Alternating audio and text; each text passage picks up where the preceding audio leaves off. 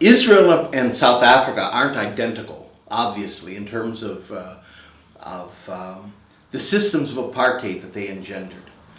But you can definitely make a case that you have an apartheid system in Israel that isn't emerging, it's emerged. You do have today a new apartheid regime in the world, and it's called Israel over Palestine. Now, apartheid is actually an easy system to explain. It isn't some mystical or complex entity. Apartheid means two things. One is separation. That's what apart is. Apartheid in Afrikaners means separateness.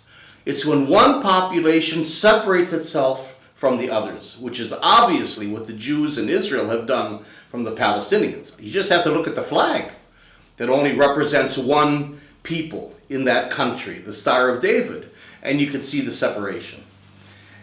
The second element is domination. In other words, it's when one population separates itself from the others and then creates a regime of systematic, institutionalized, permanent domination.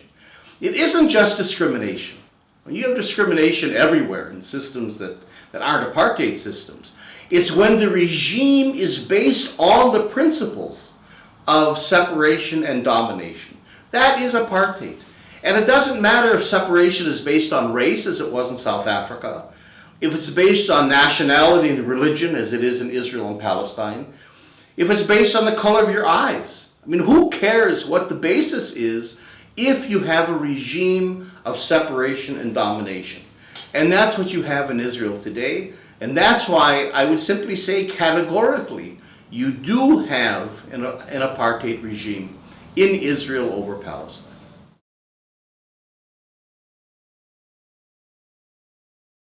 I think we're moving through apartheid to an even worse system that we call warehousing. Warehousing is a term that comes out of the American prison system, where prisoners are simply warehoused. They're stuck in cells, out of sight, out of mind. They have no rights.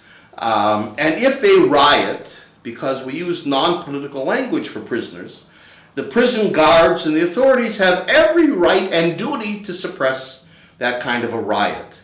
And that's the way Israel looks at the Palestinians. Not even in the apartheid sense, where there was a pretense towards separate development, or a Bantustan that was supposed to be something like 11 black African countries. There isn't even that. There isn't even a Bantustan in the Israeli sense. But rather it's cells, it's prison. The Palestinians are seen by Israel as inmates that have no rights, and they're living in a prison. So in a sense, it's worse than apartheid. They're living in a prison with one difference, and that is that the back door is open. So if you want to leave through Jordan to the rest of the world, through Egypt through the rest of the world, fine, we would encourage you to leave, especially the middle classes. So in some ways, I think we have today an apartheid regime that has to be taken apart. But again, the danger is that it will deteriorate into something worse, which is a kind of imprisonment or warehousing.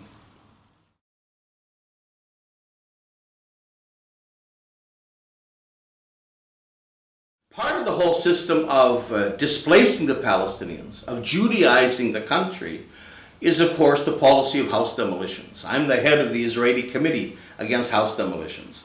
And this has been a key element in the ethnic cleansing of the country, making it a Jewish, Judaizing the country. Since 1967, in the occupied territory, Israel's demolished something like 46,000 Palestinian homes. And they're not demolished for security. These are not houses of terrorists, so-called. They're either demolished in military incursions. Last summer, in the summer of 2014 in Gaza, Israel demolished 18,000 Palestinian homes simply as collateral damage.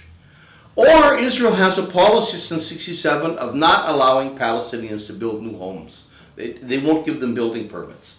So 46,000, but in the Nakba, in 1947, 48, and in the later years after that, Israel demolished more than 50,000 Palestinian homes and whole urban neighborhoods, cities, towns, villages. So that if you take then the thousands of demolitions inside Israel, since the Nakba until today, Israel, the Israeli government demolishes more homes of Israeli citizens inside Israel, who are of course Arabs, Palestinians or Bedouins, than they demolish in the occupied territory. So if you take the whole picture together, we're talking about well over 100,000 Palestinian homes and communities that have been destroyed, uprooted, the people displaced, and it's an ongoing process. One of the slogans we have in Israel, and this is key, is we never finish 1948. The idea is that the Nakba isn't some tragic event that happened and it's too bad and let's get over it. It's an ongoing event. The Nakba is still going on. The apartheid system is simply one more expression of that at an advanced stage of the Zionist separation of peoples. But again, where it's going is towards complete displacement of the Palestinians, which is a form of warehousing. It's time to make apartheid history once and for all.